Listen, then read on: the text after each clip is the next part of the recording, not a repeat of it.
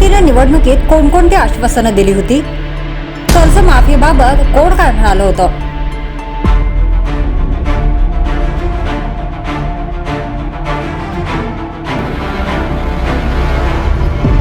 सगळी सोंग करता येतात, पण पैशाचं सोंग करता येत नाही.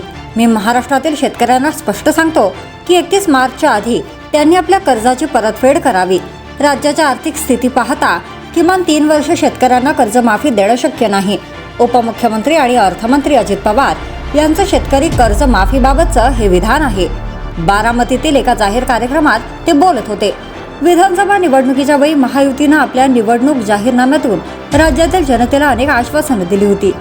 आमचे सरकार पुन्हा सत्तेत आल्यास ही आश्वासनं पूर्ण केली जातील अशी गॅरंटीही महायुतीच्या नेत्यांनी दिली. त्यानंतर झालेल्या विधानसभा निवडणुकीत महायुतीनं 288 पैकी तब्बल 230 जागा जिंकून सलग दुसऱ्यांदा बहुमतात सत्ता स्थापन केली. 5 डिसेंबर 2025 रोजी महायुती सरकारचा शपथविधी पार पडला. देवेंद्र फडणवीस यांनी मुख्यमंत्री पदाची तर अजित पवार आणि एकनाथ शिंदे यांनी उपमुख्यमंत्री पदाची शपथ घेतली. राज्यात महायुतीचं सरकार स्थापन होऊन 100 दिवसाहून अधिक कालावधी लोटला. त्यामुळे सरकार लवकरच कर्जमाफी करणार आणि आपली आर्थिक अडचण कमी होणार अशी राज्यातील शेतकऱ्यांना आशा होती. मात्र त्यापूर्वीच उपमुख्यमंत्री अजित पवार यांनी कर्जमाफीबाबत विधान करून शेतकऱ्यांच्या आशेवर पाणी फिरलंय. महायुतीनं निवडणुकीत कोणती आश्वासनं दिली होती? महायुतीचं सरकार पुन्हा सत्तेत आल्यास लाडक्या बहिणींना दरमहा 2100 रुपये दिले जातील. राज्यात 25,000 पोलिसांची रिक्त पदे भरली जातील. वृद्धांना प्रत्येकी 2100 रुपयांचं निवृत्ती वेतन दिलं जाईल. जीवनावश्यक वस्तूंचे दर स्थिर ठेवण्याचा प्रयत्न राहील. अंगणवाडी आणि आशा सेविकांना दरमहा 15,000 रुपये दिले जातील. सौर ऊर्जेला प्राधान्य देऊन वीज बिलात कपात केली जाईल.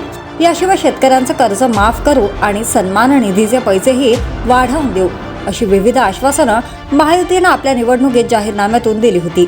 विशेष म्हणजे शेतकऱ्यांचं किती कर्ज माफ केलं जाणार याबाबतचा उल्लेख जाहीरनाम्यात नव्हता. एकनाथ शिंदे कर्जमाफीबाबत काय म्हणाले होते? 20 ऑक्टोबर 2022 रोजी तत्कालीन मुख्यमंत्री एकनाथ शिंदे यांनी भूमी विकास बँकेचे कर्ज घेतलेल्या सर्व शेतकऱ्यांना कर्जमाफी देण्याची घोषणा केली.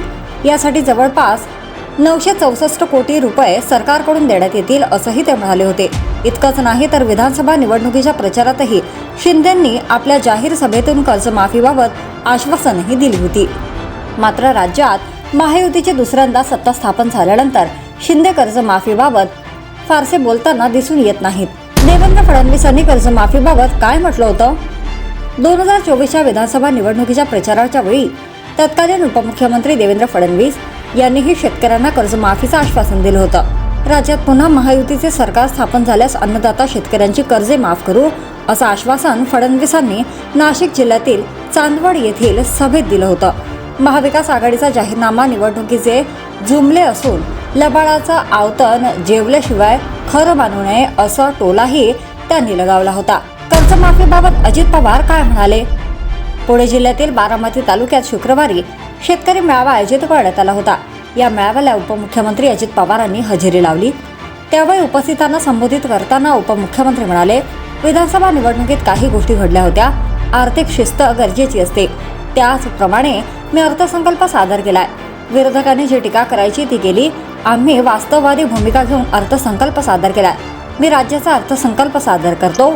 मला थोडीशी तरी अक्कल आहे. सगळी सोंग करता येतात, पैशाचं सोंग करता येत नाही. पुढील 3 वर्ष कर्जमाफी शक्य नाही. काहींना निवडणुकीआधी कर्जमाफीबाबत वक्तव्य केली होती. मी राज्यातल्या जनतेला सांगतो की 31 मार्चच्या आत कर्जाचे पैसे भरा. राज्याची आर्थिक स्थिती पाहता किमान 3 वर्ष शेतकऱ्यांना कर्जमाफी देणं शक्य नाही. भविष्यातील परिस्थिती बघून आम्ही निर्णय घेऊ. यावर्षी आणि पुढच्या वर्षी कर्जमाफी होणार नाही असं उपमुख्यमंत्री अजित पवार यांनी स्पष्ट केलंय.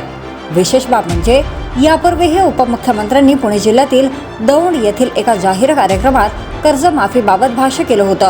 माझ्या भाषणात तुम्ही कधी कर्जमाफीचा शब्द ऐकला का असं अजित पवार यावेळी म्हणाले होते.